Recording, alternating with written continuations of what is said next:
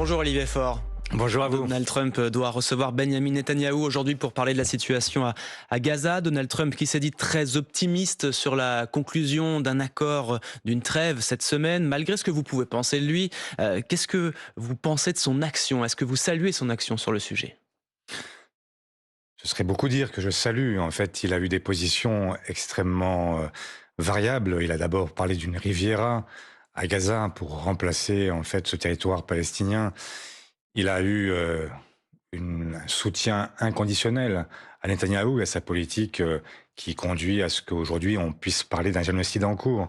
Et donc, j'aurais du mal à saluer l'action du président américain. Maintenant, si dans les prochaines heures on arrivait non pas à une trêve simplement, mais un cessez-le-feu, qui soit un cessez-le-feu qui permette d'aboutir à une solution politique, là, effectivement, j'applaudirais, mais nous en sommes très loin, puisqu'en réalité, je crains que nous n'ayons à assister qu'à une trêve de courte durée qui ne permette pas de résoudre ce conflit. Et la seule façon de le résoudre, c'est de parvenir à une solution politique, une solution à deux États qui cohabitent, qui coexistent, qui assurent leur sécurité mutuelle. Je pense évidemment à un État palestinien à côté d'un État israélien. Olivier Faure, et puis la fin de la colonisation en Cisjordanie. La conférence sur la Palestine qui devait se tenir a été mi-juin, a été reportée à cause de la guerre en Iran. Vous appelez le président de la République, malgré tout, aujourd'hui, à reconnaître un État palestinien, même si à ce stade, il serait relativement isolé. Son projet, c'était d'embarquer d'autres pays avec lui. Oui, et j'encourage le président de la République à faire ce qu'il a dit qu'il ferait. Et ce n'est pas vrai qu'il serait isolé. Il y a aujourd'hui plus de 150 pays qui ont reconnu un État palestinien, mais c'est vrai que les États occidentaux ont plus de mal à le faire. L'Espagne l'a fait, l'Irlande l'a fait. Il pourrait le faire à son tour et peser de tout son poids pour qu'enfin soit reconnue une solution à deux États, une solution politique, parce que personne ne peut croire qu'on puisse régler la question israélo-palestinienne uniquement au moyen des armes, sauf à éradiquer complètement la population palestinienne. Est-ce que c'est vraiment opportun en ce moment, en pleine négociation, sans véritable alternative sérieuse, autre que le Hamas? Mais d'abord, on négocie toujours avec ses ennemis. Ensuite, évidemment qu'il faudra obtenir, in fine, le désarmement du Hamas et le transfert de toute de la souveraineté de l'État palestinien à l'autorité palestinienne. Mais pour peser sur cette décision, pour faire en sorte qu'à un moment, cette question-là soit posée, soit mise sur la table, il faut que les États, et notamment les États qui ont une importance dans la région, je pense notamment à la France, eh bien, puissent élever la voix et dire oui, il est temps de passer à une solution politique. Que voulez-vous qu'il se passe si pendant les 20, 30, 40 prochaines années, vous avez encore une bande de Gaza qui est sous l'autorité israélienne, où vous avez des gens qui sont enfermés dans une enclave, avec des enfants qui auront vu disparaître leurs proches et qui n'auront qu'une seule envie, c'est un jour de prendre leur revanche sur l'État israélien. Et donc la seule possibilité de trouver une paix durable, c'est forcément d'arriver à une solution politique et donc une solution à deux États où chacun a un espace dans lequel il peut vivre. Et le Parti socialiste aujourd'hui parle de génocide en cours à Gaza, donc. Moi, je parle de génocide en cours parce que, vous le savez, en fait, la Convention de 48, celle que la France a signée, est une convention qui n'est pas simplement là pour constater ex post, a posteriori, les génocides, mais pour les prévenir. Et donc, pour les prévenir, il y a un certain nombre de critères qui ont été fixés, et c'est l'éradication de tout ou partie d'un peuple, c'est une intention génocidaire qui est manifestée, et aujourd'hui, elle est manifestée par nombre de ministres du gouvernement de Netanyahou qui ne sont pas corrigés par le Premier ministre, qui ne sont pas démissionnés, et donc on peut considérer aujourd'hui qu'il y a non seulement effectivement des faits qui tendent à le prouver, mais aussi une intention qui est affirmée par un certain nombre de ministres. Olivier Faure, dans quelques jours, François Bayrou dévoilera ses arbitrages pour le budget le 15 juillet.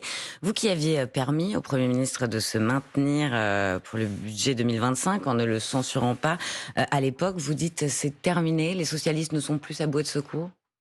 Mais nous n'avons jamais été la bouée de secours de François Bayrou, et nous ne le serons jamais. Nous avons dit à l'époque que nous étions dans l'opposition, mais une opposition prête à bâtir des compromis avec le pouvoir. Je dirais que même cet état d'esprit-là n'a pas changé. Je suis toujours pour bâtir des compromis. Ils n'ont pas de majorité absolue, nous n'avons pas de majorité absolue. Et donc ça suppose que pendant le temps qu'il reste jusqu'à la prochaine présidentielle, on trouve des solutions pour les Françaises et pour les Français. Simplement, les compromis, c'est pas on fait comme on veut au gouvernement et les oppositions n'ont qu'à regarder le passé. Et donc c'est la raison pour laquelle nous avions obtenu toute une série de concessions. Concessions qui ont été en partie reprises par des décrets d'application qui n'ont pas été en fait à la hauteur de ce que nous avions réclamé.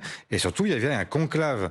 Conclave, le nom qu'avait donné François Bayrou à cette conférence sociale sur les retraites, qui devait aboutir à substituer une nouvelle réforme à la réforme Borne. Et vous n'avez pas obtenu cela, donc vous avez censuré le Premier ministre. Mais aujourd'hui, sur le budget, 40 milliards d'euros à trouver. Est-ce que les socialistes sont prêts à prendre leurs responsabilités? Est-ce que vous assumeriez de proposer des mesures impopulaires où vous dites, oh là là, non, non, ça va obérer nos chances d'accéder au pouvoir un jour, alors on laisse le Premier ministre faire le sale boulot? Mais pourquoi faudrait-il toujours que les bonnes mesures soient impopulaires? Moi, je pense qu'il y a des bonnes mesures qui sont populaires. Ce que je ne veux pas, c'est que je vois les solutions qui se profilent aujourd'hui. On nous dit, on pourrait augmenter la TVA, mais la TVA, elle frappe d'abord les classes populaires et les classes moyennes. On nous dit, on pourrait désindexer les retraites, mais ça touche qui? En fait, ça touche des gens qui ont travaillé toute leur vie et à qui on voudrait retirer une part de leur pension. On nous dit, on pourrait aussi dérembourser les médicaments. On pourrait aussi faire en sorte qu'il y ait des franchises médicales qui soient plus élevées. Mais au détriment de qui? Au détriment de ceux qui ne peuvent pas, dans ces cas-là, accéder aux soins. Donc ces mesures-là, c'est hors de question. Et des économies, bien sûr, moi je veux bien en faire s'il s'agit de corriger les doublons, faire en sorte qu'il y ait un certain nombre de dépenses qui aujourd'hui sont des dépenses superfétatoires qui soient reprises. Ça, il n'y a aucun problème. Mais je vous en soumettre une, Olivier Faure, par exemple. Je doute qu'on trouve 40 milliards dans ces conditions-là. Ce que je vois aussi, c'est que les économies, c'est aussi tout simplement reprendre ce que Emmanuel Macron a offert aux grandes fortunes, aux grandes entreprises depuis, en fait, 8 ans. C'est 60 milliards d'euros qui manquent chaque année au budget de l'État. 60 milliards. Et là, on nous dit, on va reprendre 40 milliards sur qui? Sur les classes populaires, sur les classes moyennes. Mais ça a eu d'autres vertus, Olivier Faure. Ça a eu d'autres vertus. On crée enfin des emplois industriels. Ça a empêché peut-être certaines délocalisations. Ça a créé des emplois. Vous dites vous-même peut-être, vous n'en êtes pas sûr. Sur le service à la personne, par exemple, parmi les mesures, il est question d'un coup de rabot. C'est dans le viseur de Bercy. C'est particulier qui embauchent pour garder leurs enfants, faire le ménage, le jardinage. Vous êtes pour ou contre un coup de rabot, vous? Je ne sais pas ce que c'est qu'un coup de rabot. Ça dépendra de ce qu'est le montant. Voilà, une baisse de crédit d'impôt. J'imagine que dans ces cas-là, il faudra plus de crèches. Si vous empêchez les particuliers d'avoir accès à ce type de service, il faut qu'il y ait des services collectifs qui soient offerts en regard. Autrement, comment ferons-nous pour que les femmes, notamment, qui seraient pénalisées les premières, parce qu'on connaît aussi l'attitude dans les couples, c'est que ce sont les femmes qui sont chargées des enfants. Donc, ça a créé de l'emploi pour le coup. Et ça a créé de l'emploi aussi. Est-ce que donc on sacrifie ces emplois-là? J'aimerais comprendre quelle est la logique de ce que veut faire le gouvernement. Et c'est la raison pour laquelle je vous dis que si on veut honorer tous les engagements qui sont pris pour maintenir des services publics de qualité, même les consolider, je vois que le gouvernement a signé au moment du sommet de l'OTAN la participation à une hausse considérable des dépenses en matière d'armement, mais qui va les financer? Est-ce que ce sont les tout-venants, tous les Français, ou est-ce que ça va être celles et ceux qui en ont les moyens? Et donc la question qui est posée au moment du budget, comme chaque année, c'est qui doit contribuer à l'effort nouveau? Et moi, ce que je vois, l'emploi, mais les services à la personne, c'est que parfois il y a des ménages aisés qui recrutent des chefs à domicile pour cuisiner, des coachs sportifs. Il y a plusieurs activités qui sont concernées. L'idée du gouvernement, peut-être, c'est de supprimer certaines de ces activités. Ça, vous pouvez l'entendre ou pas? Oui, ça, sur les coachs sportifs à domicile et sur les chefs cuisiniers à la maison, effectivement, on peut largement comprendre que ça n'a aucun sens, c'est même fou qu'on puisse aujourd'hui encore en bénéficier. Mais je doute que ça fasse 40 milliards. Donc là, je vois bien qu'il y a l'idée de masquer derrière d'immenses économies sur les collectivités locales qui sont pourtant responsables de 75% de l'investissement public et donc qui sont là comme moteur de l'économie. Eh bien, je voudrais pas qu'on camoufle derrière de vraies coupes claires dans ces budgets-là, dans les budgets des services publics, avec quelques mesures homéopathiques qui permettraient de dire, regardez, on a touché aussi aux grandes fortunes. Les grandes fortunes, si vous voulez les toucher, il faut pas simplement s'occuper de leur majordome, il faut s'occuper principalement de ce qu'elles ne payent plus, et je me répète, mais c'est 60 milliards d'euros par an qui leur sont attribués sous forme de cadeaux fiscaux. Et je rajoute que pendant la période de 8 années pendant laquelle Emmanuel Macron a gouverné ce pays, ce chiffre que chacun devrait connaître et entendre et se l'ancrer définitivement dans le crâne, c'est que les 500 familles les plus riches de France ont un patrimoine qui est passé de 600 milliards d'euros à 1200 milliards d'euros. Ils ont gagné 600 milliards d'euros de patrimoine et maintenant, c'est à tous les Français qu'on demande de venir leur chercher 40 milliards. Il y a un moment où il faut quand même qu'on prenne l'argent là où il se trouve et qu'on arrête d'emmerder les Français. Il y a une autre piste qui est envisagée, dont on entend parler depuis ce week-end, dévoilée par Le Parisien, plafonner les réductions d'impôts sur les dons versés aux associations. 5 millions de foyers en ont bénéficié l'an dernier, par exemple. Vous en dites quoi, là? Et là aussi, en fait, de quoi parle-t-on? On parle des Restos du Cœur, on parle Notamment? notamment, on parle de toutes ces associations qui vivent, la Ligue contre le cancer, enfin toutes celles et ceux qui aujourd'hui ne vivent que grâce aux dons, ou principalement grâce aux dons des Français. Et on voudrait venir là réduire, en fait, les déductions fiscales qui sont autorisées sur la base de ces dons, mais avec un effet dont on connaît déjà le résultat, c'est que vous aurez moins de dons et donc moins de budget pour des associations qui aujourd'hui couvrent en réalité des vrais services qui sont rendus au public, mais ce ne sont pas des services publics. Mais imaginez la France sans le Secours populaire, sans les Restos du Cœur, sans toute une série d'associations qui, dans le domaine de la santé, dans le domaine de l'humanitaire, dans le domaine de l'urgence, En précisant que ce sera un plafond à 2000 euros, donc ça reste un plafond quand même élevé. Oui, mais en fait, il y a aussi des contributeurs qui donnent plus. Et dans ces cas-là, j'aimerais être certain qu'ils donnent encore. Vous dites que certaines dépenses sont homéopathiques, microscopiques. Qu'est-ce que vous pensez de la piste d'une année blanche, cette idée de maintenir les dépenses publiques de 2026 à leur niveau de 2025 sans tenir compte de l'inflation? Elle permettrait d'économiser environ 6 milliards d'euros. Bonne ou mauvaise idée, Olivier Faure? C'est une mauvaise idée. C'est une mauvaise idée parce que, en fait, selon l'OFCE, cette mesure-là, elle frappe aux 2 tiers les ménages modestes et moyens. Pourquoi? Tout simplement parce que, en réalité, elle vient frapper les services publics, elle vient frapper la protection sociale, parce que quand vous n'augmentez pas au rythme de l'inflation, c'est moins de moyens pour l'hôpital, c'est moins de moyens pour les écoles, c'est moins de moyens pour la police, c'est moins de moyens pour celles et ceux qui, aujourd'hui, contribuent à notre confort et à notre bien-être. Donc, il y a bien là un sujet. Et donc, c'est en plus l'absence de choix. Ça veut dire que, finalement, on est sur pilotage automatique et on considère que le gouvernement ne sert à rien. Donc si c'est ce qu'ils veulent nous dire, j'ai tendance à les croire. Mais donc pour vous, tout se résoudra en taxant les plus riches, en fait. C'est ça votre programme? Mais pas seulement en taxant les plus riches. Je suis prêt à regarder les économies structurelles que nous pouvons réaliser dans la durée, mais ça ne se fait pas par des coups de rabot. Ça n'est pas. Mais vous ne proposez que des impôts sur les plus riches au Parti socialiste. Mais je ne propose pas que des impôts sur les plus riches. Je viens de vous répondre à Agathe Lambré que,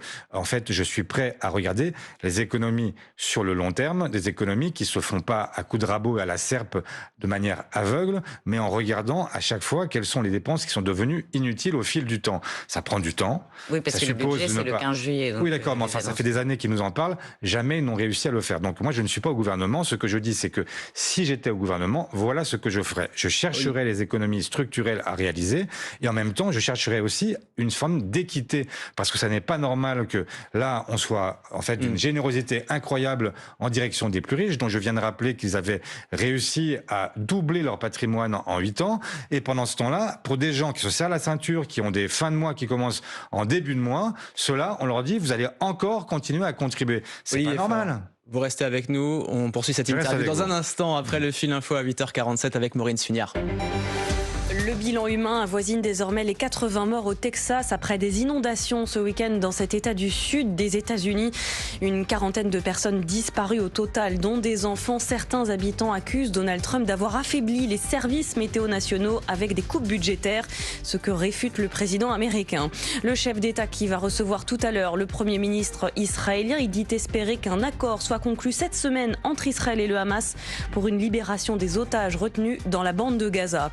En France, le drame est devenu le symbole du fléau de l'habitat indigne à Marseille. L'effondrement de l'immeuble de la rue d'Aubagne, c'était il y a 7 ans. La justice rend son jugement ce matin. Un adjoint au maire, un expert, le syndic et des copropriétaires font partie des 16 prévenus, jusqu'à 10 ans de prison ferme possible. Une étape de 178 km cet après-midi, 3e et dernière étape du Tour de France dans le Nord.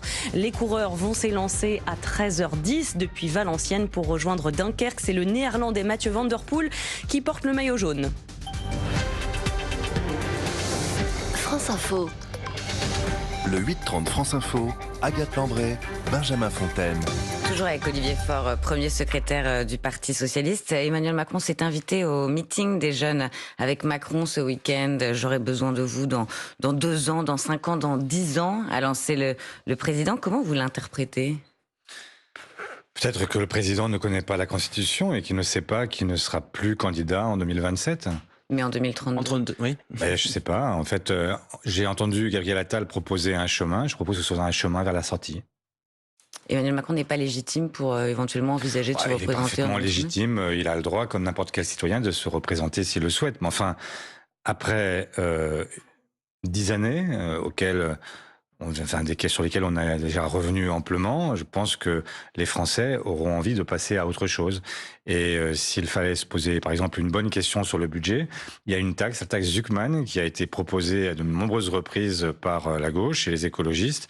Et on est dans une situation où aujourd'hui, le président de la République se refuse même à imposer des gens qui ont plus de 100 millions d'euros, ils sont pas nombreux en France, pour leur prendre 2% par an sur la base de ce capital, alors même que ce capital leur rapporte à des rendements d'ordre de 7%. Donc, vous voyez, en fait, on a besoin là d'un président de la justice après avoir eu un président des super riches. Vous parlez de justice, on va parler de police. Le ministère de l'Intérieur veut donner plus de pouvoir et de compétences à la police municipale pour l'adapter face aux nouvelles réalités de l'insécurité. C'est ce que dit François-Noël Buffet, le ministre délégué qui présentera sa loi en septembre. Alors, les policiers municipaux pourront notamment fouiller les coffres de voitures, saisir des objets dangereux ou dresser des amendes. Est-ce que vous y êtes favorable, vous ? Oui, sur ce que vous venez de dire, je n'y vois pas d'inconvénient. Ce que je ne veux pas, c'est que d'un seul coup, on transforme, que la police nationale s'appuie de manière, que, en gros, l'État finissent par dire je me déleste d'une part de mes compétences pour les renvoyer vers les collectivités locales. Mais s'il s'agit d'aider la police municipale à mieux faire son travail et à pouvoir demain être en mesure, par exemple, de dresser des amendes sur un certain nombre de délits qui sont des délits dans le bas du spectre, eh bien oui, je pense que ça peut être utile. Mais c'est quoi votre ligne au PS ? Parce que le maire de Saint-Nazaire, maire PS, était contre, il a changé d'avis. La maire de Nantes, elle, s'y refuse toujours. Mais là, vous parlez de quoi ? Vous parlez de l'armement des policiers ? De l'armement. L'armement des policiers, dans la loi qui n'est pas encore votée, mais qui est la loi Buffet, laisse cette possibilité au maire. Et tout dépend, en réalité, des situations locales.